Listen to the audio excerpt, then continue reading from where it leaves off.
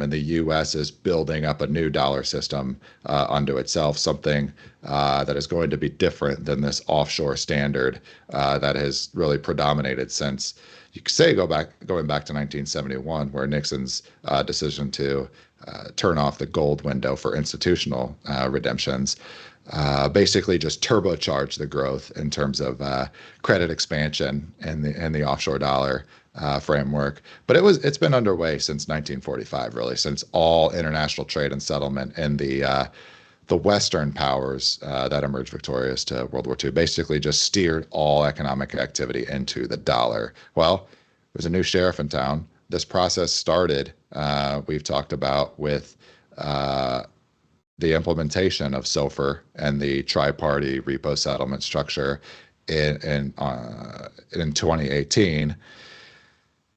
One of the key pieces this week, in terms of that lender of last resort function, in terms of like a credit system supporting itself, was brought forth this week in the House in HR 3390. So this was legislation really pushed for by the American Bankers Association lobbyist group. But what this act is calling for is basically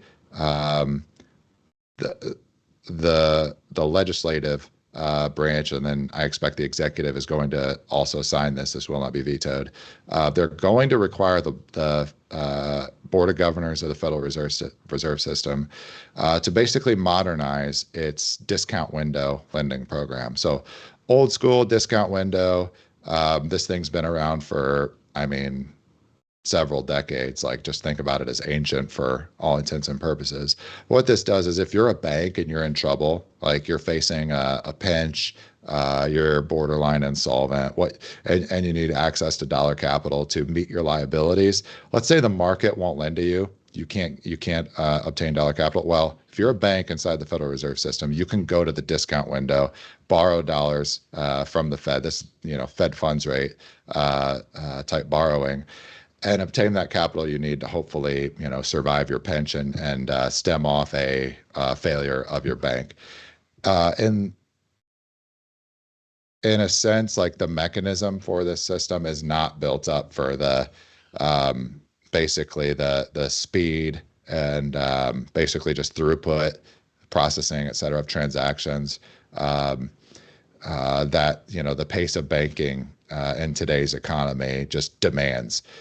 I was gonna say too, I think you can So imagine, yeah, just based off that definition, the stigma. I mean, if you just type in discount window, search for that in Google, first thing that pops up on every search result is stigma around using the discount window. The way this is designed today, it's yeah, pretty it's a tough to tap it's that. it's basically like there is no good way to say this. Like, it's basically just your announcement of an obituary before it happens if Right. you utilize this facility. And you can see in every banking crisis, at least since 2008, the discount window has been borderline ineffective or irrelevant, right? With, like, discount window didn't Silicon solve the Valley. problem in 2008. Yeah. And then what happened in March 2023 with the mini crisis for regional banks, that everybody today should be able to recall. It's only 3 years ago.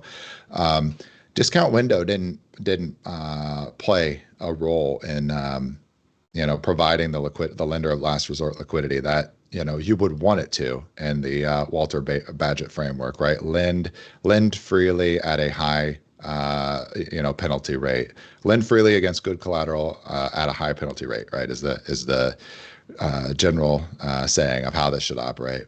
And so in March 2023, what you really saw was a utilization for that last resort liquidity need of the Federal Home Loan Bank program, which was probably not exactly designed out for this specific capacity, basically to provide the emergency liquidity financing into the banking system.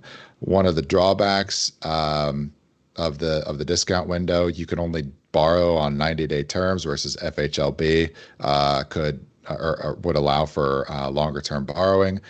And then, discount window and other liquidity facilities, you could even say SOFR or similar markets today, same general problem exists. You're looking for, U.S. Treasury or similar, like agency bond collateral to post as your, basically good money to borrow against to obtain access to that emergency liquidity financing. With FHLB, they could extend against slightly different collateral, say more terms of real estate loans that a commercial bank might hold. But really, what this HR 3390 is asking for is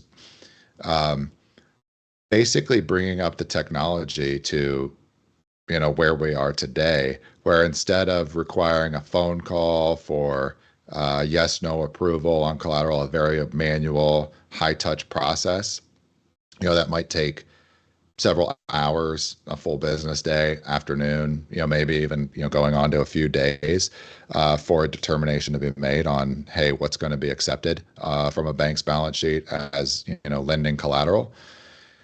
The idea here is to use modern day technology, software APIs, et cetera, but then also some standardization. You could talk about like this tokenization trend. Basically, you'd be able to ping in real time, show your loans, show your collateral, show your assets as a commercial bank, and receive that financing or that liquidity in real time, seconds, minutes, et cetera, rather than hours. And we learned with Silicon Valley Bank that bank run doesn't even need hours or days Right. to play itself out. That bank run happened like within a couple of hours or minutes. So basically what you're seeing here, talk about an apolitical Fed, like the definition, like Congress is doing its job telling this quasi public institution, which the Fed is not, what it needs to do to get its act in order. This example of HR 3390 is exactly that. Like, get up to today's standards. We need to, revitalize our own, domestic dollar system, rebuild this thing for the, just call it the new dollar framework. I don't know. It doesn't have an actual term right now, but it's basically the way to call this elephant in the dark that we're all living through, right? We all just call it de-dollarization right now because we think about it in terms of the end of that old world dollar The new standard, state. Yep. which is yeah, basically just tucking the Fed dollar and the Bretton Woods dollar under the Bank of International Settlements global money cartel, right? That's the de-dollarization that's taking effect. But there's also a new dollar that is emergent. Part of that is obviously the Genius Act, stablecoins, et cetera. But deep topic to get into. We're just focusing on one piece of it right here. This passage of HR 3390 is a key milestone in that step, right? Bringing the Federal Reserve's definition of a credit dollar into the 21st century. That's going to have to play well and sync up with what you're seeing take place with Genius Act stablecoins. That's going to be a big story that unfolds. Now, part of this dollar system that I'm talking about, this emergent new dollar, if you will, you see it in the trading blocks with the other kind of nations where you've seen this sovereigntist movement turn on.